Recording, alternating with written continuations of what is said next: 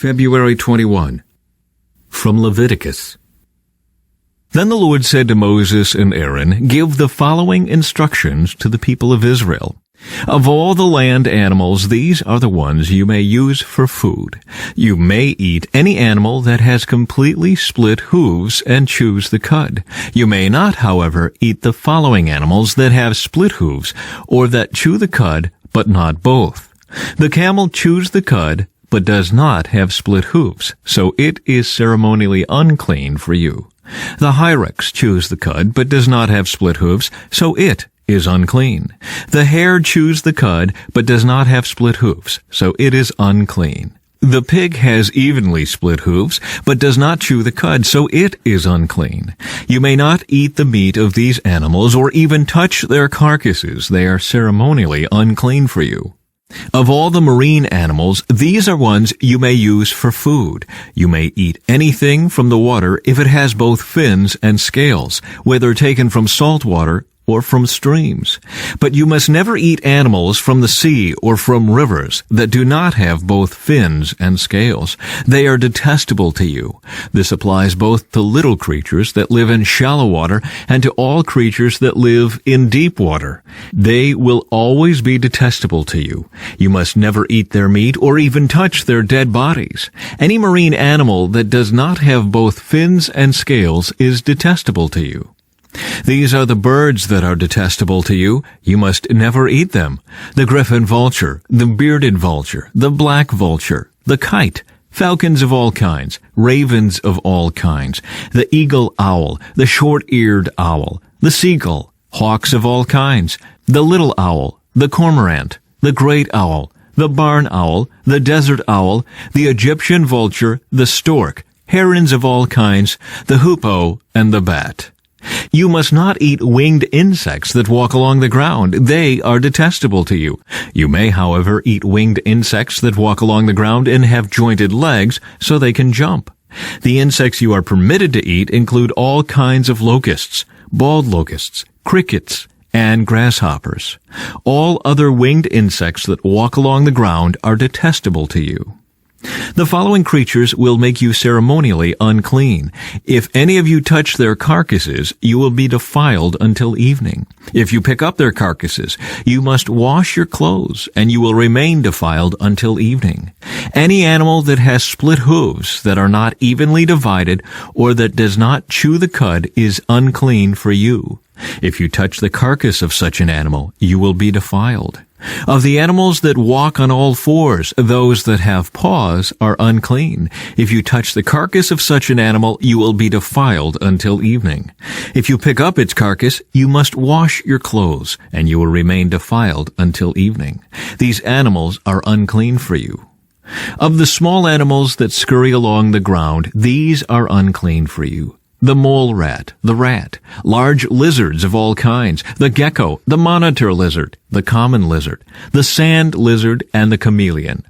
All these small animals are unclean for you. If any of you touch the dead body of such an animal, you will be defiled until evening. If such an animal dies and falls on something, that object will be unclean. This is true whether the object is made of wood, cloth, leather, or burlap. Whatever its use, you must dip it in water, and it will remain defiled until evening. After that, it will be ceremonially clean and may be used again. If such an animal falls into a clay pot, everything in the pot will be defiled, and the pot must be smashed. If the water from such a container spills on any food, the food will be defiled, and any beverage in such a container will be defiled. Any object on which the carcass of such an animal falls will be defiled.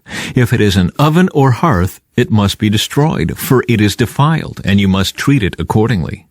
However, if the carcass of such an animal falls into a spring or a cistern, the water will still be clean, but anyone who touches the carcass will be defiled. If the carcass falls on seed grain to be planted in the field, the seed will still be considered clean. But if the seed is wet when the carcass falls on it, the seed will be defiled. If an animal you are permitted to eat dies, and you touch its carcass, you will be defiled until evening. If you eat any of its meat or carry away its carcass, you must wash your clothes, and you will remain defiled until evening. All small animals that scurry along the ground are detestable, and you must never eat them. This includes all animals that slither along on their bellies, as well as those with 4 legs and those with many feet. All such animals that scurry along the ground are detestable, and you must never eat them. Do not defile yourselves by touching them. You must not make yourselves ceremonially unclean because of them. For I am the Lord your God. You must consecrate yourselves and be holy, because I am holy. So do not defile yourselves with any of these small animals that scurry along the ground. For I, the Lord, am the one who brought you up from the land of Egypt, that I might be your God. Therefore you must be holy, because I am holy. These are the instructions regarding land animals, birds, marine creatures, and animals that scurry along the ground. By these instructions you will know what is unclean and clean, and which animals may be eaten and which may not be eaten. The Lord said to Moses, "Give the following instructions to the people of Israel. If a woman becomes pregnant and gives birth to a son, she will be ceremonially unclean for 7 days, just as she is unclean during her menstrual period. On the 8th day, the boy's foreskin must be circumcised. After waiting 33 days, she will be purified from the bleeding of childbirth. During this time of purification, she must not touch anything that is set apart as holy, and she must not enter the sanctuary until her time of purification is over. If a woman gives birth to a daughter, she will be ceremonially unclean for 2 weeks, just as she is unclean during her menstrual period. After waiting 66 days, she will be purified from the bleeding of childbirth. When the time of purification is completed for either a son or a daughter, the woman must bring a 1-year-old lamb for a burnt offering and a young pigeon or turtle dove for a purification offering. She must bring her offerings to the priest at the entrance of the tabernacle. The priest will then present them to the Lord to purify her. Then she will be ceremonially clean again after her bleeding at childbirth. These are the instructions for a woman after the birth of a son or a daughter. If a woman cannot afford to bring a lamb, she must bring 2 turtle doves or 2 young pigeons. One will be for the burnt offering and the other for the purification offering. The priest will sacrifice them to purify her, and she will be ceremonially clean. From Mark. Jesus got into the boat again and went back to the other side of the lake, where a large crowd gathered around him on the shore. Then a leader of the local synagogue, whose name was Jairus, arrived. When he saw Jesus, he fell at his feet, pleading fervently with him. "My little daughter is dying," he said. "Please come and lay your hands on her. Heal her so she can live." Jesus went with him, and all the people followed, crowding around him. A woman in the crowd had suffered for 12 years with constant bleeding. She had suffered a great deal from many doctors, and over the years she had spent everything she had to pay them. But she had gotten no better. In fact, she had gotten worse. She had heard about Jesus, so she came up behind him through the crowd and touched his robe. For she thought to herself, "If I can just touch his robe, I will be healed." Immediately, the bleeding stopped, and she could feel in her body that she had been healed of her terrible condition. Jesus realized at once that healing power had gone out from him, so he turned around in the crowd and asked, "Who touched my robe?" His disciples said to him, "Look at this crowd pressing around you. How can you ask, 'Who touched me?'" But he kept on looking around to see who had done it. Then the frightened woman, trembling at the realization of what had happened to her, came and fell to her knees in front of him and told him what she had done. And he said to her, "Daughter, your faith has made you well. Go in peace. Your suffering is over." While he was still speaking to her, messengers arrived from the home of Jairus, the leader of the synagogue. They told him, "Your daughter is dead.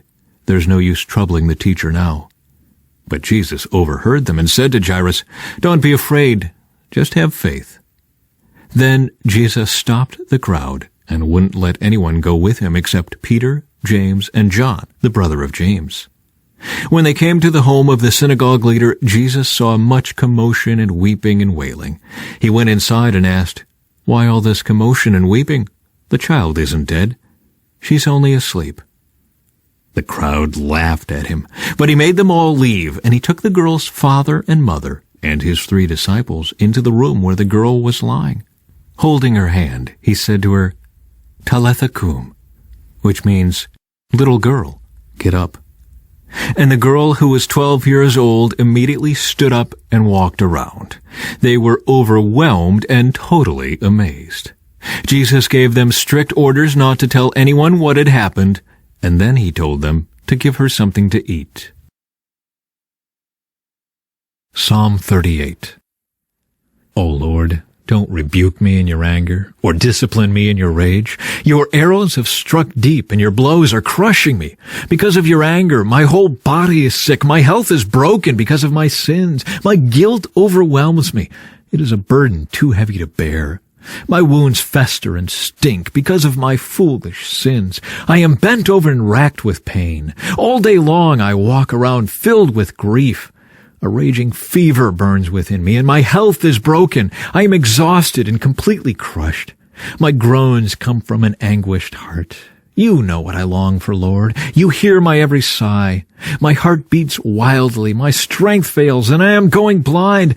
My loved ones and friends stay away, fearing my disease. Even my own family stands at a distance. Meanwhile, my enemies lay traps to kill me. Those who wish me harm make plans to ruin me. All day long they plan their treachery. But I am deaf to all their threats. I am silent before them as one who cannot speak. I choose to hear nothing, and I make no reply. For I am waiting for you, O Lord. You must answer for me, O Lord my God. I prayed, don't let my enemies gloat over me or rejoice at my downfall. I am on the verge of collapse, facing constant pain, but I confess my sins. I am deeply sorry for what I have done. I have many aggressive enemies. They hate me without reason. They repay me evil for good and oppose me for pursuing good. Do not abandon me, O Lord. Do not stand at a distance, my God. Come quickly to help me, O Lord, my Savior. From Proverbs. The wise are glad to be instructed, but babbling fools fall flat on their faces. People with integrity walk safely, but those who follow crooked paths will slip and fall.